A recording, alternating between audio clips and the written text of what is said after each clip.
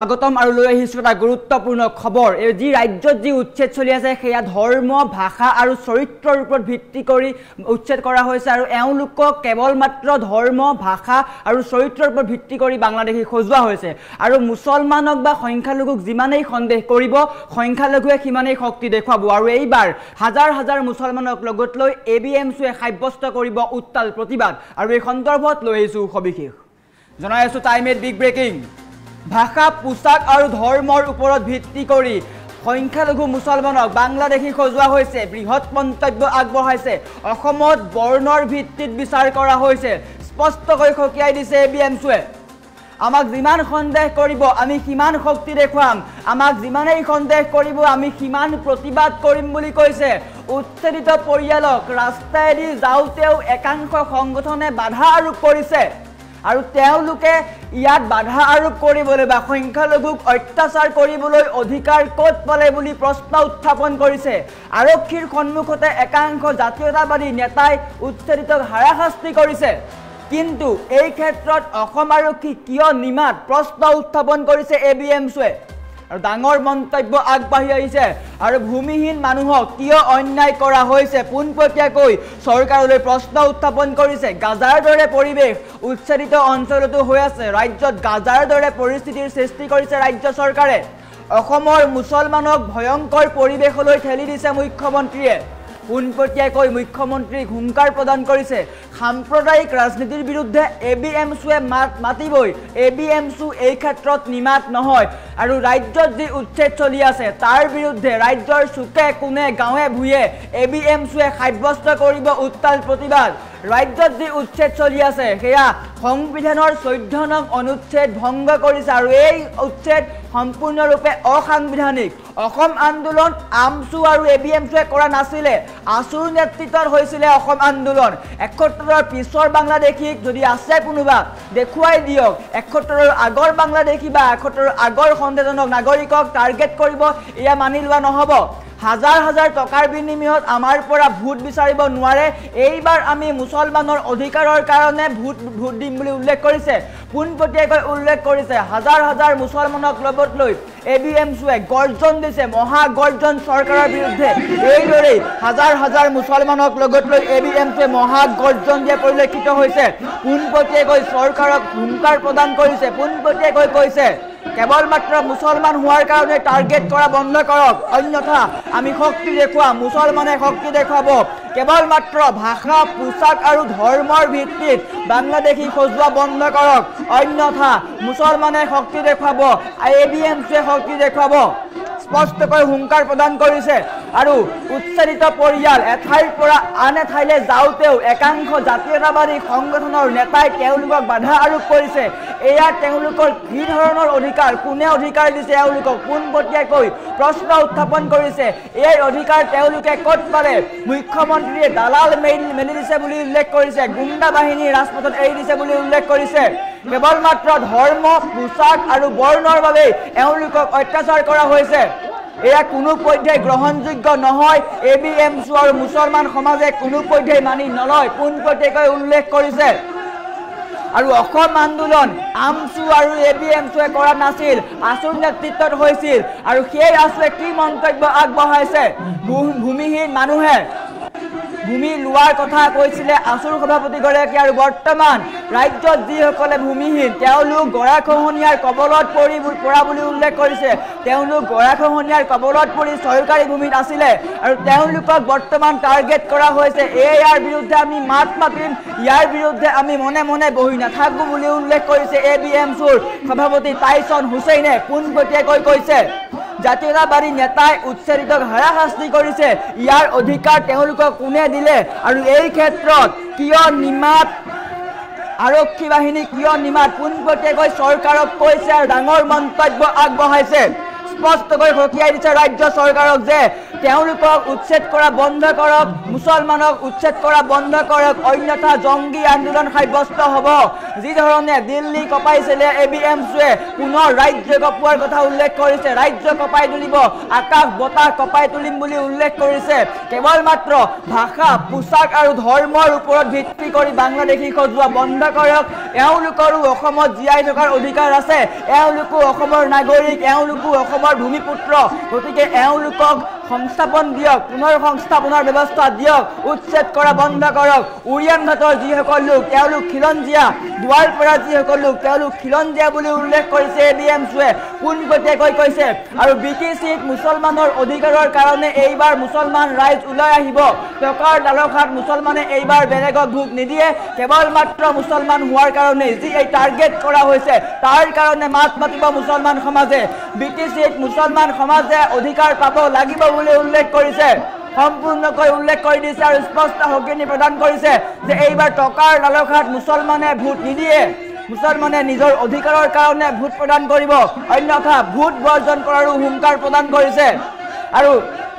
ৰাজ্য যি উচ্ছেদ হৈ আছে তাৰ বিৰুদ্ধে মাত মাতিছে ABMCয়ে। ৰাজ্যৰ একাংশ উচ্ছেদিত, এঠাইৰ পৰা আন এঠাইলৈ যাওঁতেও একাংশ জাতীয়তাবাদী নেতাই ৰাজপথত ৰখাই তেওঁলোকক হাৰাশাস্তি কৰিছে। ইয়াৰ অধিকাৰ তেওঁলোকক কোনে দিলে? আৰু এই ক্ষেত্ৰত আৰক্ষী নিমাত কিয়? ৰাজ্যত দেশত কিয় অধিকাৰ নাই নেকি তেওঁলোকৰ? ৰাজ্যত সংবিধান নাই নেকি? ৰাজ্যত আইন কানুন নাই নেকি বুলি প্ৰশ্ন কৰিছে ABMCয়ে। আৰু ABMCৰ সভাপতি টাইছন হুছেইনে পোনপটীয়াকৈ কৈ দিছে যদিহে এই উচ্ছেদ বন্ধ নহয় তেন্তে জংগী আন্দোলন সাব্যস্ত কৰিব, পোনপটীয়াকৈ হুংকাৰ প্ৰদান কৰিছে। কেৱল মাত্ৰ ভাষা, পোছাক আৰু ধৰ্মৰ ভিত্তিত যি এই উচ্ছেদ চলোৱা হৈছে, যি বাংলাদেশী সজোৱা হৈছে তাক কোনো কাৰণতে গ্ৰহণ নকৰে মুছলমান সমাজে, পোনপটীয়াকৈ উল্লেখ কৰিছে।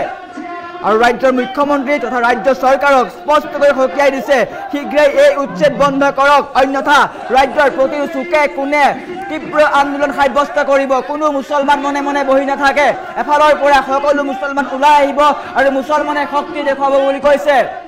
আমাক যদি সন্দেহ কৰি থাকে তেন্তে আমিও সন্দেহ দেখুৱাম, আমিও প্ৰতিবাদ কৰিম, আমিও শক্তি দেখুৱাম। আমাক সন্দেহ কৰা বন্ধ কৰক। আমি ভাৰতীয় নাগৰিক, আমি অসমৰ নাগৰিক, আমি অসমৰ খিলঞ্জীয়া, আমি অসমৰ ভূমিপুত্ৰ। গতিকে আমাক যিমান সন্দেহ কৰিব আমি সিমান শক্তি দেখুৱাম। মুছলমান মনে মনে বহি নাথাকে বুলি কৈছে ABMCয়ে, পোনপটীয়াকৈ কৈ দিছে কেৱল মাত্ৰ ভাষা, পোছাক আৰু ধৰ্মৰ ভিত্তিত তেওঁলোকক বাংলাদেশী সজোৱা হৈছে, অসমত বৰ্ণৰ ভিত্তিত বিচাৰ কৰা হৈছে। এই বিচাৰ বন্ধ কৰক, অন্যথা মুছলমান মনে মনে বহি নাথাকে। আমাক যিমান সন্দেহ কৰিব আমি সিমান শক্তি দেখুৱাম। আৰু এনেদৰে হাজাৰ হাজাৰ মুছলমানক লগত লৈ ABMC ওলাই আহিছে, চৰকাৰৰ বিৰুদ্ধে ওলাই আহিছে, ৰাজ্যত যি উচ্ছেদ চলিছে তাৰ বিৰুদ্ধে ওলাই আহিছে, পোনপটীয়াকৈ চৰকাৰক হুংকাৰ প্ৰদান কৰিছে। গাজাৰ দৰে পৰিস্থিতি অসমত কৰা হৈছে, উচ্ছেদিত অঞ্চলত গাজাৰ দৰে পৰিস্থিতি কৰা হৈছে আৰু অসমৰ মুছলমানক ভয়ংকৰ পৰিৱেশলৈ ঠেলি দিছে মুখ্যমন্ত্ৰীয়ে। আৰু যি এই সাম্প্ৰদায়িক ৰাজনীতি তাৰ বিৰুদ্ধে মাত মাতিছে ABMCয়ে।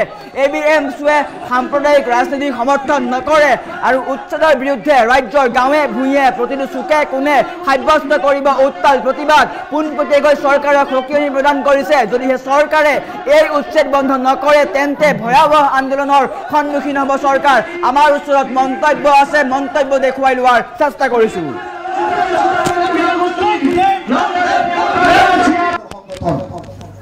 তেওঁলোকে পাহৰি গৈছে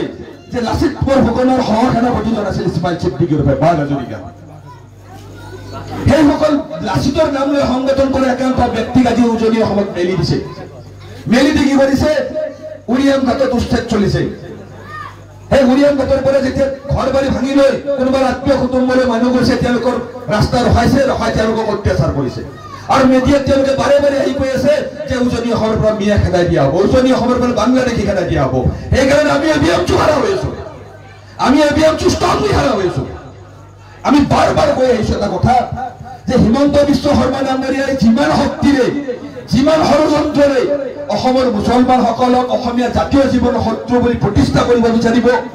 অসমৰ সংখ্যালঘু মুছলমানসকলক সন্দেহজনক নাগৰিক বাংলাদেশী বুলি তেওঁলোকে অপপ্ৰচাৰ কৰিব বিচাৰিব, সিমান শক্তিশালীভাৱে আমি নিজৰ পৰিচয় শক্তিশালীভাৱে দিম। আমি চেলেঞ্জ কৰি গৈছো। আজি কিছুদিন আগতে মই সদৌ অসম ছাত্ৰ সন্থাৰ নামটো এই কাৰণে লৈছো কাৰণ তেওঁলোকে অসম চুক্তি স্বাক্ষৰ কৰিছিল অসম আন্দোলনটো আমি কৰা নাই এবিএমচি আমচুটো অসম আন্দোলন কৰা নাই অসম আন্দোলন আৰম্ভ হৈছিল সদৌ অসম ছাত্ৰ সন্থাৰ নেতৃত্বত সদৌ অসম ছাত্ৰ সন্থাই চুক্তি কৰিছিল কেন্দ্ৰীয় চৰকাৰৰ সৈতে যে 1971 চনৰ 25 মাৰ্চ অসমত নাগৰিকত্বৰ ভিত্তি বৰ্ষ আমিও দাবী কৰা নাই সদৌ অসম ছাত্ৰ সন্থাই কৰা চুক্তি নিজকে অসমৰ সৰ্ববৃহৎ গণতান্ত্ৰিক ছাত্ৰ সংগঠন বুলি পৰিচয় দিয়া সদৌ অসম ছাত্ৰ সন্থাৰ সন্মানীয় সভাপতি ডাঙৰীয়া এটা বক্তব্য মই দুদিনমান আগতে সংবাদ মাধ্যমত দেখিবলৈ পাইছো কি পাইছো তেওঁ কৈছে যে ভূমিহীন হলে কিয় চৰকাৰী মাটি দখল কৰিব মই সভাৰ পৰাই যেহেতু মোবাইলত লাইভ চলি আছে মিডিয়াৰ মানুহ আছে মই সদৌ অসম ছাত্ৰ সন্থাৰ এই কথাখিনি সন্মান সহকাৰে ক'ব বিচাৰিছো যে যোৱা 77 ইয়াৰ্ছত যোৱা 77 বছৰত যোৱা 77 বছৰত অসমত 432খন গাঁও ব্ৰহ্মপুত্ৰ দিব লাগে যিসকল ব্যক্তিয়ে এতিয়ালৈকে নিজৰ ঘৰলৈ উভতি যাব পৰা নাই তেওঁলোকক নিজৰ ঘৰলৈ দিব লাগে আজি ইয়াৰ পৰা ঘৰ বাৰী দিয়াৰ পিছত যিবিলাক পৰিয়াল গৈ বিভিন্ন ঠাইত বসবাস কৰি আছে সেই পৰিয়ালবিলাকক পুনৰ বিটিচিত উভতাই আনিব লাগে ভূমিৰ পট্টা লাগে 2003 চনৰ 10 ফেব্ৰুৱাৰী আগৰে পৰা এই বিটিচিত বসবাস কৰি থকা প্ৰত্যেকটো পৰিয়ালৰ ভূমি পট্টা লাগিব ইয়াত যিখিনি মানুহ বসবাস কৰি আছো আমি বা এই মিটিঙত যিখিনি মানুহ আছো কোনোবা 2003 বছৰ মানুহ আছে নেকি সব 2003 10 ফেব্ৰুৱাৰী আগত অহা মানুহ তো সেই বিটিচি চুক্তি অনুসৰি আমি স্পষ্টকৈ সভাৰ জৰিয়তে কৈছো যি দলে আমাৰ মাজত ভোট বিচাৰি নাহক কিয় আপোনালোকে প্ৰত্যেকক এটা আহ্বান জনাব যে 2003 10 ফেব্ৰুৱাৰী আগৰে পৰা বিটিচি থকা সব মানুহক মাটিৰ পট্টা দিব না নিদিব সেয়া লিখিতভাৱে আপোনালোকে লৈ ল'ব বুজি পাইছে আমাৰ ভোটটো যাতে 500 টকা 1000 টকাৰ বিনিময়ত যাতে আমাৰ ভোটটো কোনো লৈ যাব নোৱাৰে আমি দেখিবলৈ পাওঁ আমাৰ একাংশ নেতা ওলাইছে আমাৰ একাংশ নেত্ৰী ওলাইছে এজনটো আমাৰ বহুত ডাঙৰ নেত্ৰী আছে আমাৰ কাষতে জুতি সমষ্টি বুলি কয় ধুৰিবাৰী নিজকে স্বয়ম্ভূ অভিভাৱক বুলি কয় সেইসকল ব্যক্তিৰ জাতীয় জীৱনৰ প্ৰতি অৰিহণা কি আমি যিকোনো ব্যক্তিৰ পইচা আছে কাৰণে তেওঁক আমি ভোট দিব লাগিব বুলি ক'ৰবাত লিখা আছে নেকি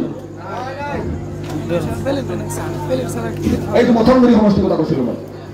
সেই কাৰোবাৰ টকা পইচা আছে কাৰোবাৰ হাগ্ৰামাৰ লগত ভাল সম্পৰ্ক কাৰোবাৰ প্ৰমোদৰ লগত ভাল সম্পৰ্কৰ কাৰণে আমি ভোট দিম নেকি আমি ভোট দিম আমাৰ জাতীয় প্ৰশ্নৰ স্বাৰ্থত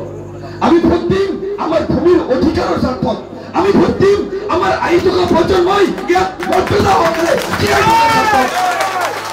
যাতে আমাৰ ঘৰত কোনো কেতিয়াও উচ্ছেদৰ নোটিছ লৈ আহিব নোৱাৰে যাতে আমাৰ ঘৰত কোনেও দি ভোটাৰৰ নোটিছ লৈ আহিব নোৱাৰে যাতে আমাৰ ল'ৰা ছোৱালীও গৈ এনেকুৱা এখন স্কুলত পঢ়িব লগা নহয় য'ত 100 জন ছাত্ৰ ছাত্ৰী আছে 1 জন শিক্ষক আছে বুজি পাইছে আৰু সেইখিনি যদি আপোনালোকে বিচাৰে তেতিয়াহ'লে আহি থকা বিটিচি ইলেকশ্যনত আপোনালোকে ঐক্যবদ্ধ হৈ থাকিব আৰু এই মানুহখিনিৰ ওপৰত একমাত্ৰ মানে সাম্প্ৰদায়িক ৰাজনীতি ইয়াত সৃষ্টি কৰিবলৈ অসমত এটা লনেছনেছ পৰিৱেশ সৃষ্টি কৰিবলৈ এটা আনৰেষ্ট চিটুৱেশ্যন সৃষ্টি কৰিবলৈ আজি হিমন্ত বিশ্ব শৰ্মা ডাঙৰীয়াই এয়া অসমত বিভিন্ন ধৰণেৰে সেই মানুহখিনিক উচ্ছেদ কৰিছে অন্যায় কৰিছে অত্যাচাৰ কৰিছে আৰু ইয়াৰ বিৰুদ্ধে এবিএমচিয়ে নতুন দিল্লীলৈকে প্ৰতিবাদ সাব্যস্ত কৰিছোঁ অসমৰ চুকে কোণে গাঁৱে ভূঞে গণতান্ত্ৰিক প্ৰতিবাদ আমি সাব্যস্ত কৰিবলৈ প্ৰস্তুত হৈ আছোঁ অসমত বাংলাদেশী আছে বুলি কৈ দীঘলীয়া অসম আন্দোলন অসম চুক্তি এনআৰচিত অসমৰ সৰ্বস্তৰৰ জনগণে সহায় সহযোগ কৰিল 2019 চনৰ 31 আগষ্ট তাৰিখে চূড়ান্ত এনআৰচি প্ৰকাশ পালে আৰু চূড়ান্ত এনআৰচিত 19 লাখ মানুহৰ নাম বাদ পৰি আছে আমি আমাৰ তথ্যভিত্তিক কিছুমান তদন্তৰ জৰিয়তে গম পাইছোঁ সেই 19 লাখ মানুহৰ ভিতৰত যিখিনি মানুহৰ নাম বাদ পৰিছে সেই মানুহখিনিৰ কোনোবা পৰিয়ালৰ 2জন মানুহৰ নাম অন্তৰ্ভুক্ত আছে 2জনৰ নাম অন্তৰ্ভুক্ত হোৱা নাই অৰ্থাৎ এনআৰচিয়ে জল পটপটকৈ স্পষ্ট কৰি দিছে মহামান্য উচ্চতম ন্যায়ালয়ৰ তত্ত্বাৱধানত এনআৰচি হৈছে কিন্তু এক্সিকিউশ্যনটো কোনে কৰিছে অসম চৰকাৰে কৰিছে 1600 কোটি টকা কোনে খৰচ কৰিছে অসম চৰকাৰে খৰচ কৰিছে 55,000 কৰ্মচাৰী কাৰ নিয়োজিত আছিল অসম চৰকাৰৰ কৰ্মচাৰী নিয়োজিত আছিল আৰু যেতিয়াই এনআৰচি প্ৰকাশ পাইছিল তেতিয়া ভাৰত চৰকাৰৰ বিভিন্ন বিভাগ বিভিন্ন মন্ত্ৰালয়ে বিবৃতি দি কৈছিল যে এনআৰচিখন এখন ট্ৰেন্সপাৰেণ্ট শুদ্ধ এনআৰচি তো সেই এনআৰচিখনৰ জৰিয়তে অসমৰ বিদেশী সমস্যা সমাধানৰ একমাত্ৰ পথ বুলি ভাবি লৈ আমি এবিএমচি তথা অসমৰ সৰ্বস্তৰৰ জনগণে সহায় সহযোগ কৰিছিল এতিয়া অসমৰ দাড়ি টুপি লুংগি মুছলমান মানুহখিনিক বাংলাদেশী বুলি কৈ অসমত বিভিন্নজন মন্ত্ৰী হ'ল কোনোবা এমএলএ হ'ল কোনোবা সাংসদ হ'ল তেওঁলোকে আজি দীৰ্ঘদিন ধৰি অসমত ৰাজনীতি চলি থাকিল কিন্তু এনআৰচিয়ে যে এটা কথা স্পষ্ট কৰি থাকিলে যে এই মুছলমান বাংলাদেশী বুলি যে এটা কাল্পনিক শক্তি এটা কাল্পনিক যি শক্তি তৈয়াৰ কৰি লোৱা হৈছিল চৰকাৰৰ দ্বাৰা সেই কথা স্পষ্ট কৰি দিছে আৰু সেইকাৰণে আমি এবিএমচি পুনৰাই দাবী কৰিছোঁ অসমত যদি বাংলাদেশী আছে তাক মানে with the due due process of law deport কৰা হওক, ডিটেইন কৰা হওক, ডিটেক্ট কৰা হওক, কিন্তু আজি আমি দেখিবলৈ পাইছোঁ সাধাৰণ মুছলমান হাতী খোৱা মানুহখিনিক একমাত্ৰ মুছলমান আইডেণ্টিটিৰ বাবে বাংলাদেশী সজাই, বিদেশী সজাই, বেদখলকাৰী সজাই অত্যাচাৰ কৰা হৈছে। আজি এডলফ হিটলাৰে যি ব্যৱস্থাৰে তেওঁলোকে জাৰ্মানত আগবাঢ়িছিল, ইহুদীসকলৰ ওপৰত যেনেকৈ অত্যাচাৰ কৰিছিল, একেই পথেৰে অসমৰ মুখ্যমন্ত্ৰী ডক্টৰ হিমন্ত বিশ্ব শৰ্মা ডাঙৰীয়া আগবাঢ়িছে। যিটো দ্য হল'কাষ্ট বুলি কোৱা হয়, য'ত লাখ লাখ ইহুদীক নিধন কৰা হৈছিল, তাৰ আগতে ইহুদীসকল যে জাৰ্মানৰ শত্ৰু বুলি এটা নেৰেটিভ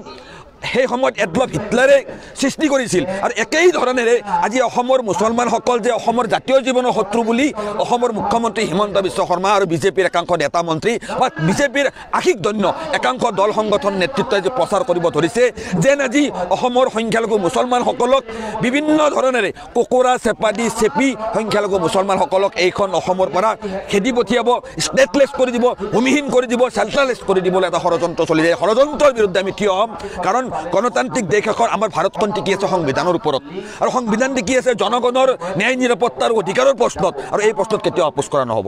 শান্ত নাথাকি সেই পৰিয়ালসমূহে যেতিয়া নিজৰ ঘৰ বাৰী ভাঙি লৈ ৰাস্তাৰে আহি আছিল, সেই ৰাস্তাৰে আহি থকা অৱস্থাত অসমৰ একাংশ সংগঠনে, একাংশ ব্যক্তিয়ে ৰাস্তাত আগৰি তেওঁলোকক বাংলাদেশী বুলি, তেওঁলোকক মিয়া বুলি, তেওঁলোকক বেদখলকাৰী বুলি বিভিন্ন অভিধাৰে অভিহিত কৰি বিভিন্ন অত্যাচাৰ কৰিছে। হিমন্ত বিশ্ব শৰ্মা ডাঙৰীয়াক আমি প্ৰশ্ন কৰিছোঁ, আজি অসমৰ সংখ্যালঘু ভূমিহীন পৰিয়ালসমূহৰ ঘৰ বাৰী আপুনি ভাঙি দিছে, সেই মানুহখিনিৰ সেই ঠাই এৰি অন্য ঠাইলৈ যোৱা অৱস্থাত তেওঁলোকক ৰাস্তাত অত্যাচাৰ কৰিবলৈ ৰাস্তাত কি গুণ্ডা বাহিনী মেলি দিছে নেকি? এই নেকি অসমৰ আইনৰ শাসন ব্যৱস্থা? এই নেকি কনষ্টিটিউচনেল যিটো ভেলু? আজি হিমন্ত বিশ্ব শৰ্মা ডাঙৰীয়াই যিখন আসনত বহি আছে, সেই আসনখনৰ দায়িত্ব অসমৰ সৰ্বস্তৰৰ জনগণৰ প্ৰতি ন্যায় সাব্যস্ত কৰা। আজি সেই ভূমিহীন মানুহখিনিৰ প্ৰতি কিয় অন্যায় কৰা হৈছে সেই প্ৰশ্ন আমি উত্থাপন কৰিছোঁ। আজি অসম আৰক্ষী যি শ্লোগান জনহিত জনসেৱাৰ্থে, কিন্তু অসম আৰক্ষীৰ সন্মুখতে আজি